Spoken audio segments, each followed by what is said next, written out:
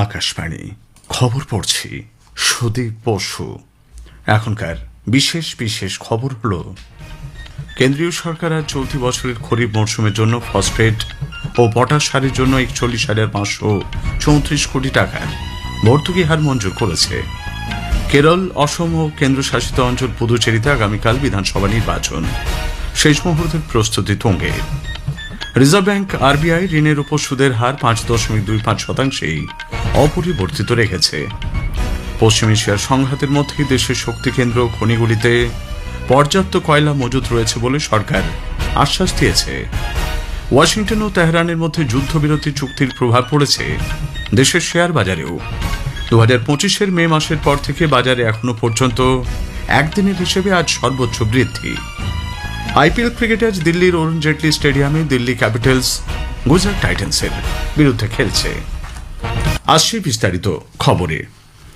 2026 সালের খরিফ মরশুমের জন্য ফসফেট ও পটাশ সারের ভর্তুকির হার অনুমোদন করেছে কেন্দ্রীয় সরকার। আজ নতুন দিল্লিতে সাংবাদিকদের মুখোমুখি হয়ে কেন্দ্রীয় তথ্য সম্প্রচার মন্ত্রী অশ্বিনী বৈষ্ণব এই তথ্য জানান। তিনি বলেন, এই মরশুমে সারের ভর্তুকি বাবদ প্রায় 41,534 কোটি টাকা ব্যয় করা হবে। সরকারের এই পদক্ষেপের ফলে কৃষকরা সুলভ ও ন্যায্য মূল্যে সার পাবেন, যা কৃষি উৎপাদনে সহায়ক হবে।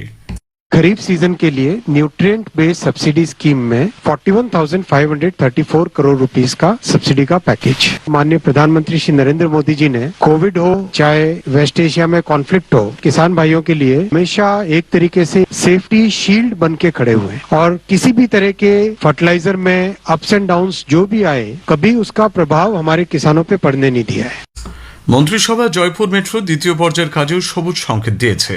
প্রহ্লাদপুরা থেকে তড়ি মোড় পর্যন্ত 41 কিলোমিটার দীর্ঘ এই মেট্রো পথে মোট 36টি স্টেশন থাকবে বলে মন্ত্রী অশ্বিনী বৈষ্ণব জানিয়েছেন। 41 किलोमीटर का है, जिसमें 34 तो एलिवेटेड है और 2 किलोमीटर अंडरग्राउंड है। टोटल 13,038 करोड़ रुपीस का इस आउटले है। 5.5 साल में प्रोजेक्ट को कंप्लीट करेंगे और डायरेक्ट जो फेज 1 है उसके साथ खासा कोटी में इसका इंटरचेंज होगा। কেরল, অসম ও কেন্দ্রশাসিত অঞ্চল পুদুচেরিতে আগামীকাল বিধানসভা নির্বাচন। অসমে 126টি বিধানসভা কেন্দ্রে ভোট গ্রহণ হবে।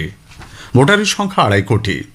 ভোটগ্রহণ কেন্দ্রে সরাসরি ওয়েবকাস্টিং নজরদারি থাকবে বলে জানিয়েছেন অসমের মুখ্য নির্বাচনী আধিকারিক অনুরাগ গোয়েল। ভোটদাতাদের সুবিধার্থে কেন্দ্রগুলিতে মোবাইল ফোন জমা রাখা, বিশ্রাম কক্ষের ব্যবস্থার দিকে খেয়াল রেখেছে নির্বাচন কমিশন। অন্যদিকে কেরলের সমস্ত ভোটগ্রহণ কেন্দ্রে কঠোরভাবে গ্রিন প্রোটোকল মেনে চলার নির্দেশ দিয়েছে কর্তৃপক্ষ। পুদুচেরিতেও কড়া নিরাপত্তা ইলেকট্রনিক ভোটিং মেশিন বুথগুলিতে পাঠানোর কাজ চলছে। 3,000 পুলিশ কর্মী, 45 কোম্পানি কেন্দ্রীয় সশস্ত্র বাহিনী এবং কর্ণাটকের একটি স্পেশাল ইউনিট নিরাপত্তা সংক্রান্ত ব্যবস্থার দায়িত্বে রয়েছে। ত্রিপুরার ধর্মনগর বিধানসভা কেন্দ্রের উপনির্বাচনে ভোট গ্রহণ অনুষ্ঠিত হবে আগামীকাল। সকাল 7টা থেকে বিকেল 5টা পর্যন্ত ভোটাররা তাদের মতাধিকার প্রয়োগ করতে পারবেন। এদিকে আগামীকাল গোয়ার ফন্ডা বিধানসভা কেন্দ্রে উপনির্বাচন হওয়ার কথা থাকলেও বম্বে হাইকোর্টের গোয়া বেঞ্চের নির্দেশে তা স্থগিত করা হয়েছে। বিচারপতি বাল্মীকি মেনেজেস এবং বিচারপতি অমিত জামসেন্দাকারের ডিভিশন বেঞ্চ আজ এই রায় দেন। আসন্ন বিধানসভা নির্বাচনকে সামনে রেখে পশ্চিমবঙ্গের নিরাপত্তা জোরদার করতে আরও 150 কোম্পানি কেন্দ্রীয় সশস্ত্র পুলিশ বাহিনী এবং ভিন রাজ্যের সশস্ত্র পুলিশ ব্যাটালিয়ন মোতায়েনের সিদ্ধান্ত নিয়েছে কেন্দ্রীয় স্বরাষ্ট্র মন্ত্রক। সিআরপিএফ এর 32 কোম্পানি, বিএসএফ এর 55 কোম্পানি, সিআইএসএফ এর 6 কোম্পানি এবং এসএসবির 2 কোম্পানি মোতায়েন করা হচ্ছে। পশ্চিমবঙ্গে অবাধ, সুষ্ঠু, নিরপেক্ষ এবং হিংসা ও ভয়মুক্ত নির্বাচন সুনিশ্চিত করার আশ্বাস দিয়েছে কমিশন। তৃণমূল কংগ্রেসের এক প্রতিনিধি দল আজ নতুন দিল্লিতে কমিশনের সঙ্গে সাক্ষাৎ করে। তারপরই সামাজিক মাধ্যমে নির্বাচন কমিশনের পক্ষ থেকে একথা জানানো হয়। বুথ জ্যাম বা রিগিং এর মতো কোন রকম ঘটনাও এবারের নির্বাচনে হবে না বলেও কমিশন স্পষ্ট জানিয়েছে। বরিষ্ঠ বিজেপি নেতা প্রধানমন্ত্রী নরেন্দ্র মোদী নির্বাচনী প্রচারে আগামীকাল হলদিয়ায় আসছেন। দলীয় সূত্রে জানা গেছে সকাল 9:30টায় প্রধানমন্ত্রী হলদিয়া টাউনশিপে জনসভায় বক্তব্য রাখবেন। এরপর তিনি আসানসোলের পোলো গ্রাউন্ড এবং সিউড়ির পুলিশ লাইনে জনসভায় ভাষণ দেবেন। এদিকে বিজেপি নেতা তথা কেন্দ্রীয় কৃষিমন্ত্রী শিবরাজ সিং চৌহান দলীয় কর্মসূচিতে যোগ দিতে আজ রাতেই রাজ্যে আসছেন। আগামীকাল সকালে শ্রী চৌহান সিঙ্গুরের উদ্দেশ্যে রওনা দেবেন। সেখানে কৃষকদের একটি সভায় উপস্থিত থাকবেন তিনি। অন্যদিকে বিজেপির সর্বভারতীয় সভাপতি নীতিন নবীন আগামীকাল সকালে শিলিগুড়ি থেকে মালদার উদ্দেশ্যে রওনা হবেন। সেখানে দুপুরে স্থানীয় ক্লাবগুলির সঙ্গে বৈঠক করবেন তিনি।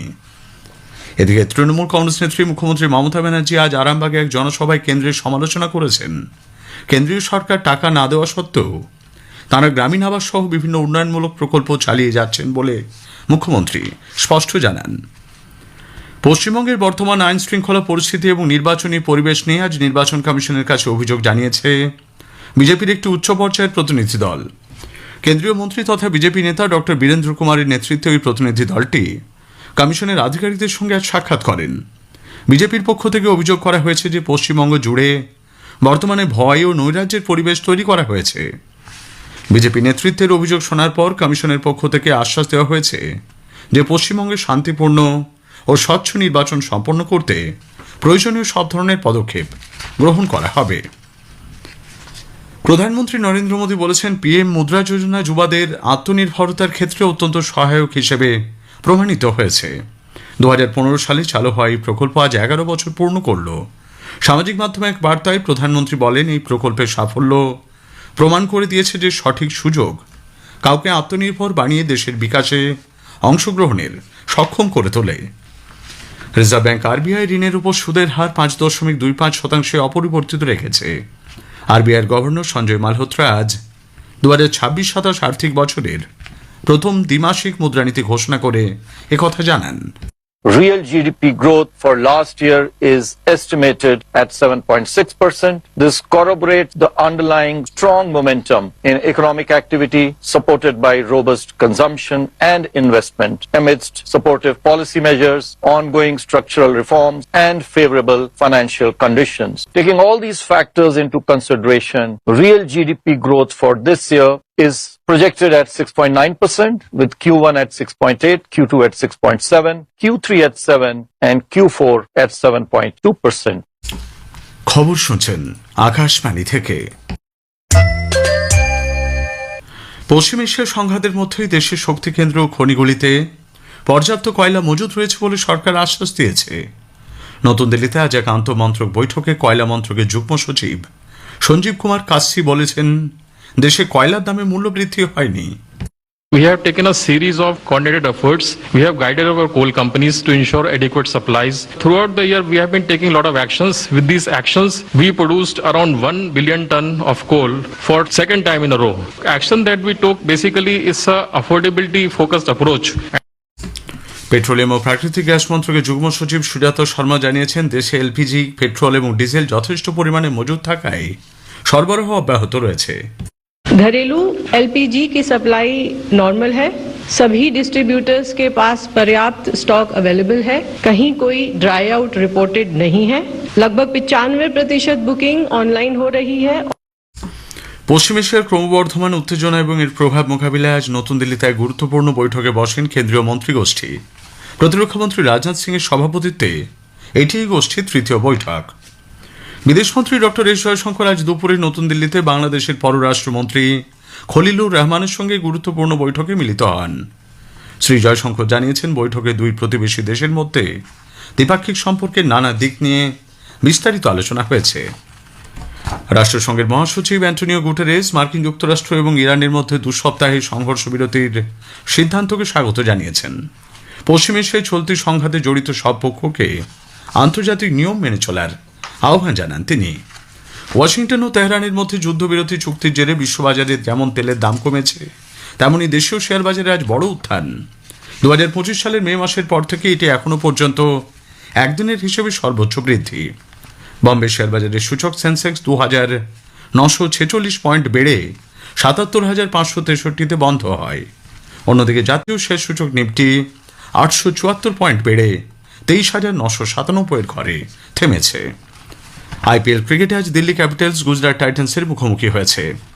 নতুন দিল্লির অরুণ জেটলি স্টেডিয়ামে টসে জিতে দিল্লি ক্যাপিটালস গুজরাটকে প্রথমে ব্যাট করতে পাঠিয়েছে। শেষ করার আগে খবরের বিশেষ কিছু অংশ আরও একবার। কেন্দ্রীয় সরকার আজ চলতি বছরের খরিফ মরশুমের জন্য ফসফেট ও পটাশ সারে 41,534 কোটি টাকার ভর্তুকি হার মঞ্জুর করেছে। কেরল, অসম ও কেন্দ্রশাসিত অঞ্চল পুদুচেরিতে আগামীকাল বিধানসভা নির্বাচন। খবর শেষ হলো।